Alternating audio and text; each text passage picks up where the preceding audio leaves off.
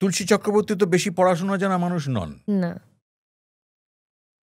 সৌমিত্র চ্যাটার্জি অনেক বেশি ইন্টেলেকচুয়াল, মানে হুম। আমরা মানে কি বলবো, অনেক বেশি পড়াশোনা জানা। ওরকম মানুষ পৃথিবীতে আছে কিনা আমার তো জানা নেই। কেন বলছি এই কথাটা, কেন বললাম সৌমিত্র চ্যাটার্জির? একটা মানুষ তার সারা জীবনে প্রায় ৩৫০র মতন ছবিতে অভিনয় করেছেন। ৪০-৪২টা নাটক লিখেছেন, অভিনয় করেছেন, পরিচালনা করেছেন, কবিতা লিখেছেন, প্রবন্ধ লিখেছেন, ছবি এঁকেছেন।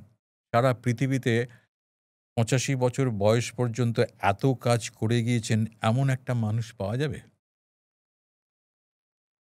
আমার খুব আশঙ্কা আছে হলিউডেও এরকম অভিনেতা, বড় অভিনেতা পাবেন আপনি। কিন্তু একটা নিজস্ব সংস্কৃতি, বাংলার সংস্কৃতিকে ঘিরে উনি যে সমস্ত কাজগুলো করে গিয়েছেন, সেটা পাওয়া বোধহয় সম্ভব না। আমি এই শিক্ষায় শিক্ষিতের কথা বলছি।